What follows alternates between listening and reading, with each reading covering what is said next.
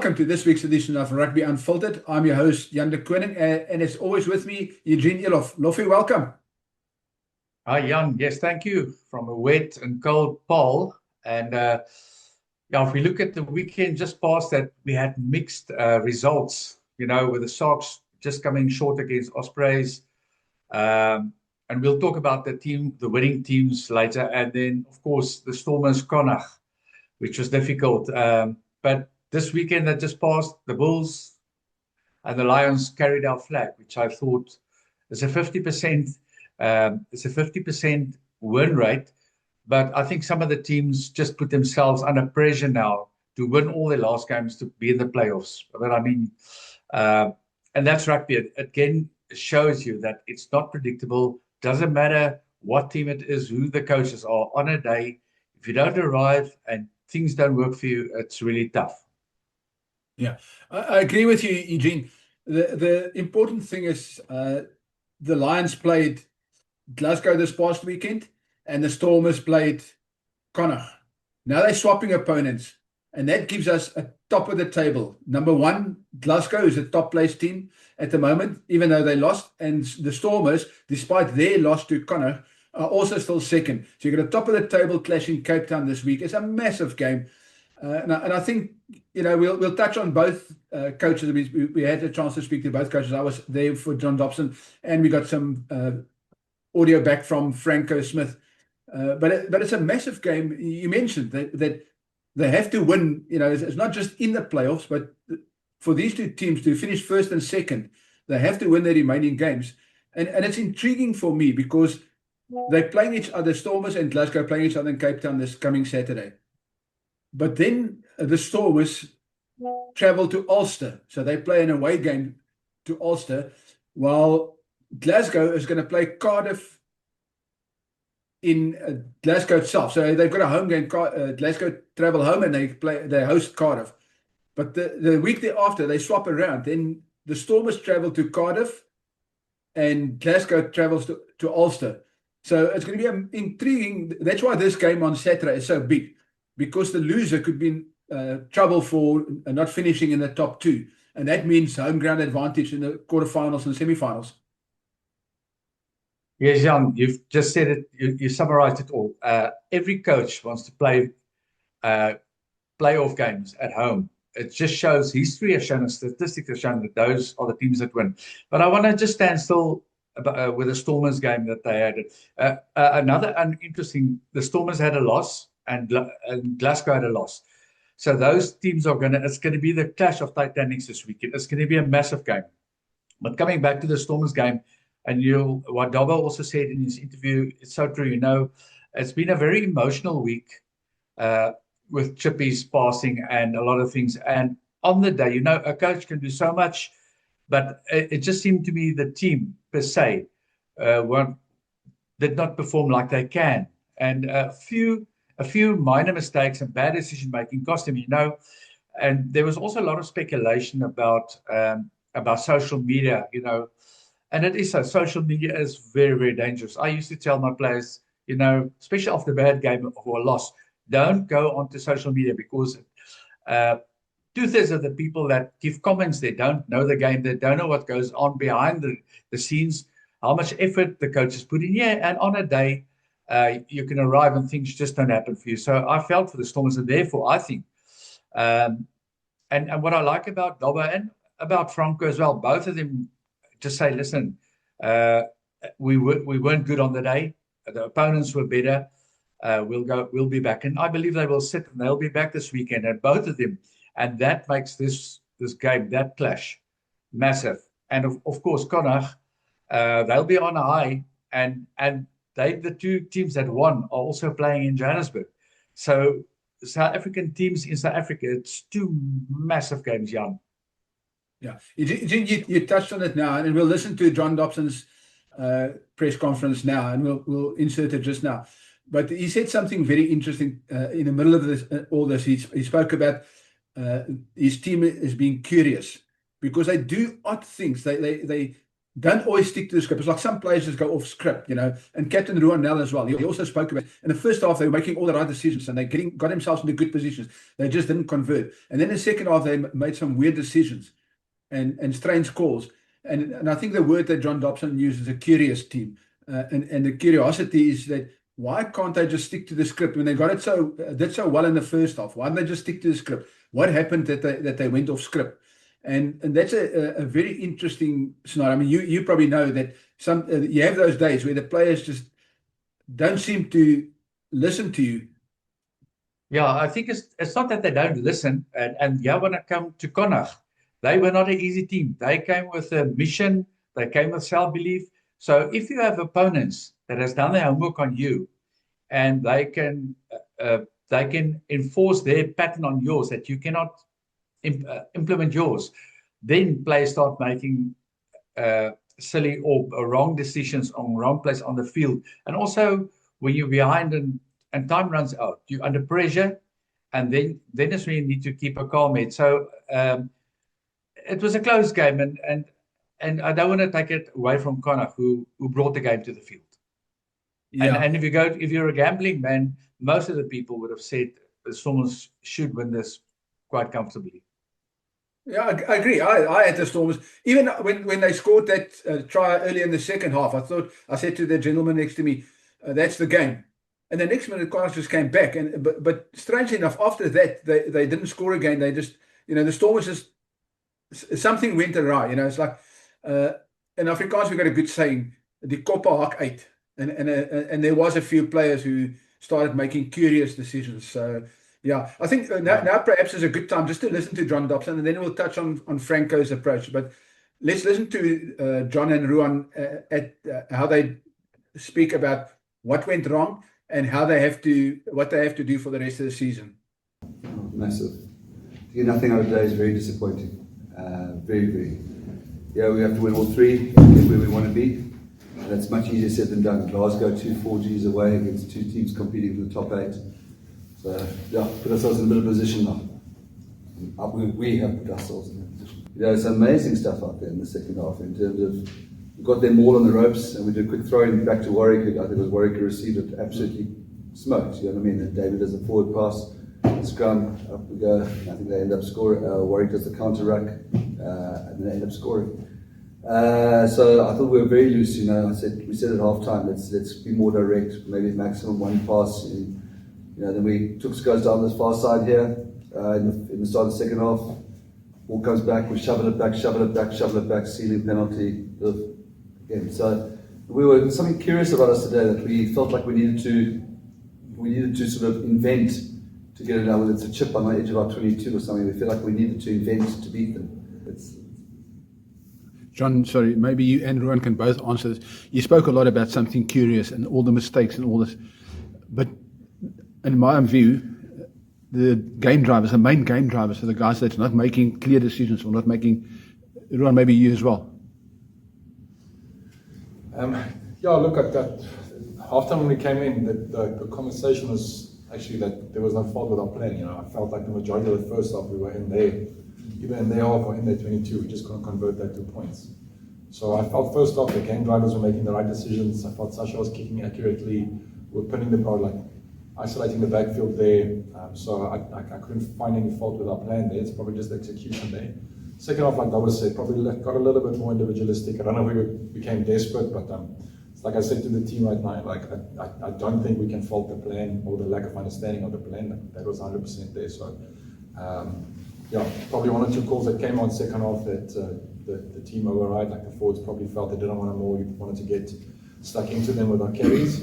There's probably a lot of things we could pinpoint, but in saying that, like I said, there was plenty of opportunities for us to still get points and over the line there. Yeah, John, how do you handle something like this? Do you go hard at the team? I know it's not your personality perhaps, but how do you rectify this to G them up or? Yeah, it's a space I haven't got experience of.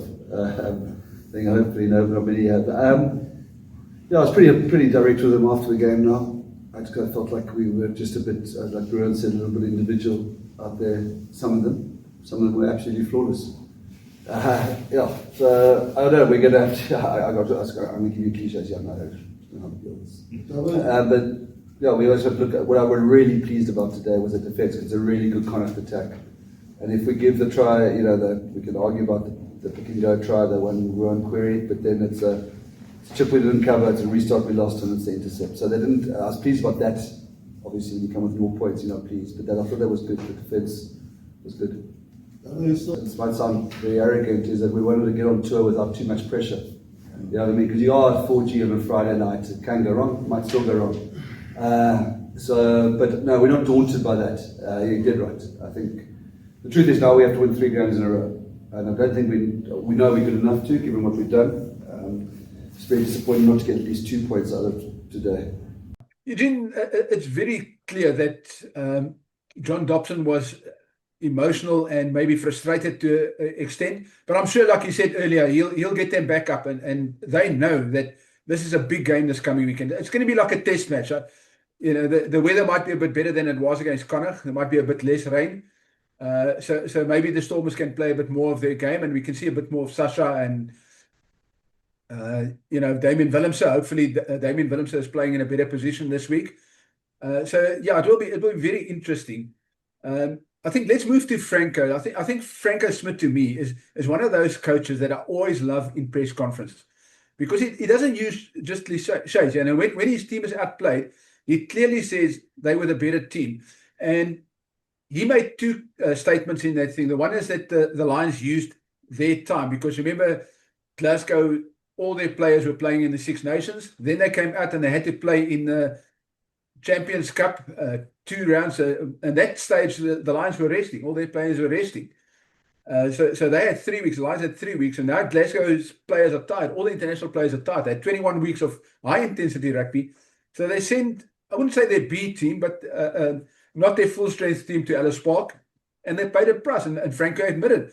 And he said the key thing for me is, he said that their second tier, their depth is not as good as the South African teams. Their second tier of players is not what the South African teams have. And you come up against a hungry Lions team, well rested and well coached, as he calls it. Franco said they were well coached. And you strike a team like Glasgow, who's off par, hasn't got their full strength team, and you hit the Lions, and it's going to be a long day at the office, and it was. Yes, I must tell you, I've got the world of respect for Franco Smith. I coached his brother, Emlia, who's at the Cheetahs now, and that's the sort of character he is. He gave credit. What I like what he said is, the Lions don't have a lot of Springboks, but they played like Springboks, which I thought was a great compliment for them, and he gave credit to the Lions. And let me tell you, that was a great performance. I know it's a big score. It wasn't that easy as what the score says. So, yeah, Franco is just one of those coaches. He'll take it on the chin. And I think if the Lions can put together another match like that, their set phases, their broken play, their defense, which I thought was great. Hopefully, I believe that Lions will win again this weekend. Maybe Connacht is on a high. Maybe the game was very physical for them. So it is really like this weekend I'm looking forward. It's like 2 test matches that we're going to see. But Franco, well done on him, giving the Lions the credit they need to. And yeah, depth, we all know that South African teams, we've got the most depth in the world in terms of rugby players. And I think when teams like Glasgow, some of the European teams get a few serious injuries in key positions, they got problems. They don't have the depth. Yeah. You said it now, and I think maybe it's a good time to listen to Franco. The quality of the players, that fringe Springbok players, they've got a couple of Springboks, but they've also got a lot of players who's just on the fringes of the Springbok team, who's not getting a look in, which means I think Franco called it international quality players. So let's listen to what Franco had to say about, first of all, his team's loss, but he was full of credit for the Lions and what he said about the Lions and the way forward for Glasgow. I want to just say this, well done to the Lions. They've used this time away from rugby so well, and they looked fresh and quick tonight, and well coached, well drilled. You could see the plan that they've brought, and fantastic. Well, first of all, I want to start well done to them and their coaching team. It's going to be the merit sits there. They put us in a lot of pressure. They ask questions. The rest of my conversation is not about making excuses at all. It is just evident, in the fact that we the travel and the height above sea level was tonight for me more evident. I think there's different energy when you come across for a final maybe, but tonight I felt the travel and the change in temperature and everything was just a little bit too much for us. We saw that with Edinburgh a couple of months ago. It's not easy if you come out of winter. I think it was 6 degrees there when we left, and then to come out here and the field's a little bit heavier than what we used to. There's a lot of things, but so therefore I must stay true to my north this afternoon. I want to say they used the time well. So I would rather compliment them and said well done for using the time well. They could have just as well, come back and been average tonight, and they used the time well. And it is obviously the Six Nations period where the South African teams plays a little bit less, and then now with with the European Cup in the middle of everything, change in temperature, everything it's a hard, at least some difficult ingredients, and we're going to try and find the way to get it right. I thought we did it better this time, but it was evident. They've always had that. Maybe one or two of the results doesn't go their way, to travel to Europe for the EPCR games in the middle of all this. I mean, it challenges you as a team, and as they are finding their way that side, they are doing so well at home. So no, I think they're a good team. I'm glad they I think they probably secured the position in the top 8 now for this, and it's going to be not yet. So I haven't looked. No, that's evident. I don't look at the table. So I hope for them. They're a tough nut, and it's difficult to play against. You see, every game counts. Through the season, and in our build-up, and when we were before the Six Nations specifically, I thought we were playing some really good rugby and we wanted to hand the boys over to Scotland in really good condition. We were playing well in European Cup, getting some reward for the work there. But it becomes now, it's now 21 weeks, I think 21, 22 weeks of highly tense rugby. It's good to have a lot of internationals in your team, but they don't rest in the Six Nations. 23 of them go and play, and they come back and you demand mentally more from them. So it is through the 4 years that I've been in this part of the year, at home or away, it's always difficult to manage until the playoffs. Well, there's one or two players in the forward pack that maybe doesn't fit the size bill, but they play some really good and quality. They're very good athletes, and they get around the park, and the brand that they play here suits them so well. So yes, again, what makes the Lions a very good team to play against, they've got Springbok-like players, but they're not Springboks. So the same with I suppose the Bulls and the Sharks and the Stormers.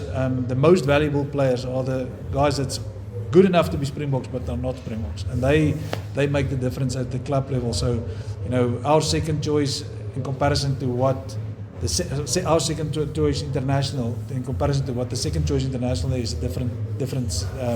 There's a difference in that some players. So I think the strength for the Lions sits that they've got so many good players that's ready to play for South Africa, but they're not playing for South Africa. That makes it a good club side to have. Eugene, interesting from Franco, but let's move on to the winning teams, Lions and the Bulls. Let's start with the Lions. They're playing Connacht. They're hosting Connacht. What is your view? What do you think? Will the Lions be as dominant as they were against Glasgow, or is this Connacht team a very different or challenging team? No, that's going to be a very, very, very interesting game, because the Lions really were clinically on top of it. And I believe that Cash and Jacques and Wessel and them, they will get the guys to fire again. They're in a good position now, and they will want to build on that momentum. So let's look at Connacht. Connacht this weekend were really, for me, played above they punched above their weight, and they really were good. So if they can bring that same game up north, where we also know they're going to have a problem with a height above sea level, and the oxygen might just be too little for them to play in that last 20 minutes. But if they can bring that sort of game, it's going to be a close game, a tough game. But I believe the Lions have got so much belief and momentum. The guys are well conditioned. I believe they're going to win that game. I don't know. I guess the Connacht supporters might crucify me, but they're going to also want to see Connacht produce two games like they did against the Stormers after each other. I don't know if that's possible. Yeah, you're 100% correct. Going back to back at that intensity is challenging. Plus, playing at altitude, that's a very different game from playing at sea level. You know, when the oxygen starts running out and the Lions start getting on a roll, they're going to have a problem. But I think the Lions challenge, for me, the Lions challenge is not this is what happens after Connacht. You know, they go to Leinster, they travel to Dublin to play Leinster, which is on a roll, and then they travel to Munster. So you know, 2 away games. So that makes this coming Saturday's game for the Lions very, very important, because they're sitting 4th at the moment. But if they have 3 losses, they can drop out of the top 8. So they haven't secured their playoff place yet. So they need to get 4 or 5 or maybe even 6 points in the next 3 rounds. So they need to get at least 1 win, which most likely this Saturday is their best chance. And then at Leinster, yeah, you know, I know coaches will tell you, no, we always go for the win. The reality is, going to Dublin for the Lions, they're gonna, the best they can hope for is a couple of bonus points. And at Munster, who knows? You know, that's also playing in Ireland for any South African, unless you live there. It's a challenge to come from here and play there and play in front of their fans. So I think the Lions' big challenge is once they hit the road after this. Yes, Jan, this weekend is a must-win for them. But I've got a feeling, you know, also Leinster up there, they've not been performing like they're not that consistent side, just winning every team easy with a big margin. And so nothing is impossible. If the Lions can pull off a win this weekend, that belief will even be stronger. Maybe it's time for us to give the Irish a bit of hiding there in Ireland. And I know it's difficult. Munster and Leinster, both difficult teams to play against. But I've got a good feeling about the games, and I'm an optimist again, and supporting the Lions and the South African sides. But the coach will tell you now he's not even interested. Most probably they've done their preparation already and worked on their time scales, when to rest and when to prepare for the other games. But they will be 100% focusing on the match of this weekend. Yeah, I think this is a good point when we switch to the Bulls. In my view, the team that's got the easy, I wouldn't say easy, you've got to be so careful sometimes, you know, you say easy and then they go and lose. But I think the Bulls has got the most preferable run into the playoffs. This weekend, after having played so well this past weekend, this weekend they play Scarlets, you know, and yes, they are away, but you expect them, you know, if they play the same that they did, that they will come away with points, and then they return home. And then they got Zebre and Benetton at home. So you can expect the Bulls to get 10, 15 points in the last 3 rounds. And suddenly they're up in the top 4. I would love to see that. And they were so, you know, this weekend just against the Dragons, I think it was 47-7 was the score. I thought the Bulls were back in their traditional physical game. They were very physical. Cameron's playing well. The guys that came back from injuries playing well. Papier is, to me, still one of the best scrummers in the country currently. So I thought that was it was just all in all a good performance by the Bulls, and they will hopefully now acclimatize being up north there. And who knows? You know, Jan, as a coach, any coach will tell you, if you have a good win, the coaches these days don't become complacent anymore. They focus. They know if we pull this one off, they can actually, I think they can end in the top 2 or 3. And that's, I back them to win this game.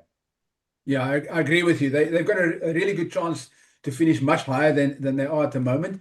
And I would put money on them. I said before last week's games already, I said that I can see the Bulls getting 20 points out of their last 4 games. Because it's possible. They can still get 15 points. And if they get 15 points out of the last 3 games, they can finish in the top 2 because things can happen.